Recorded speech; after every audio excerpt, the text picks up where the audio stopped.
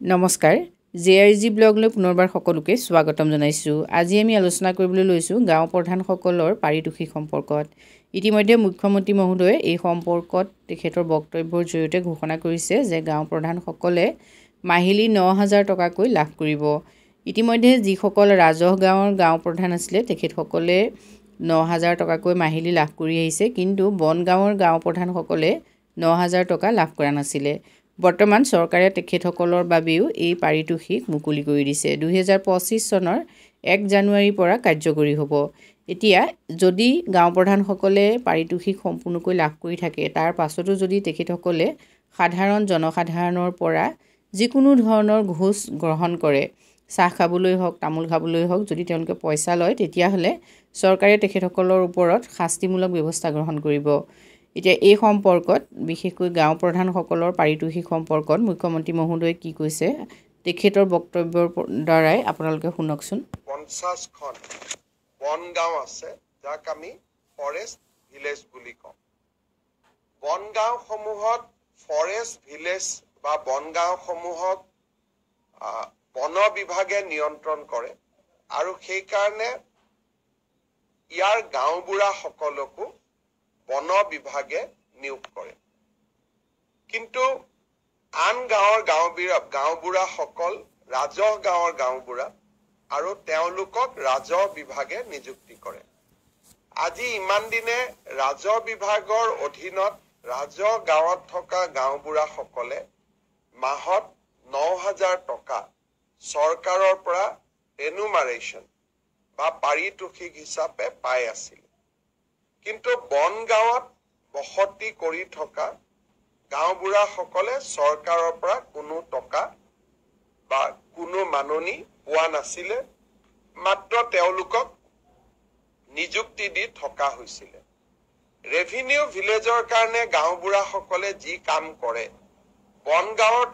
বনগাঁৱৰ গাঁওবুঢ়াসকলে একেখিনিয়ে কাম কৰে, কিন্তু তথাপিতো তেওঁলোকে উপযুক্ত মাননিৰ পৰা বঞ্চিত হৈ আছিল। আজি কেবিনেটে ১ জানুৱাৰীৰ পৰা কাৰ্যকৰী হোৱাকৈ অসমত বনগাঁৱত কাম কৰি থকা গাঁওবুঢ়াসকলক ৰাজহ গাঁৱৰ গাঁওবুঢ়াৰ সমান ৯,০০০ টকাৰ পাৰিতোষিক দিবলৈ সিদ্ধান্ত গ্ৰহণ কৰে।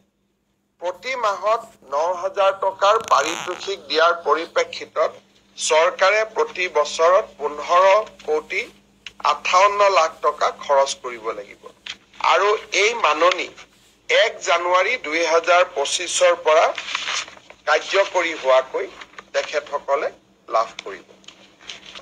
১৪৫০খন বনগাঁও আছে যাক আমি ফৰেষ্ট ভিলেজ বুলি কওঁ। বনগাঁওসমূহত ফৰেষ্ট ভিলেজ বা বনগাঁওসমূহক বন বিভাগে নিয়ন্ত্ৰণ কৰে আৰু সেইকাৰণে ইয়াৰ গাঁওবুঢ়াসকলকো বন বিভাগে নিয়োগ কৰে। কিন্তু আন গাঁৱৰ গাঁওবুঢ়াসকল ৰাজহ গাঁৱৰ গাঁওবুঢ়া আৰু তেওঁলোকক ৰাজহ বিভাগে নিযুক্তি কৰে। আজি ইমান দিনে ৰাজহ বিভাগৰ অধীনত ৰাজহ গাঁৱত থকা গাঁওবুঢ়াসকলে মাহত ৯,০০০ টকা চৰকাৰৰ পৰা ৰেনুমাৰেশ্যন বা পাৰিতোষিক হিচাপে পাই আছিল। কিন্তু বনগাঁৱত বসতি কৰি থকা গাঁওবুঢ়াসকলে চৰকাৰৰ পৰা কোনো টকা বা কোনো মাননি পোৱা নাছিলে, মাত্ৰ তেওঁলোকক নিযুক্তি দি থকা হৈছিলে। ৰেভিনিউ ভিলেজৰ কাৰণে গাঁওবুঢ়াসকলে যি কাম কৰে, বনগাঁৱৰ গাঁওবুঢ়াসকলে একেখিনিয়ে কাম কৰে, কিন্তু তথাপিতো তেওঁলোকে উপযুক্ত মাননিৰ পৰা বঞ্চিত হৈ আছিল।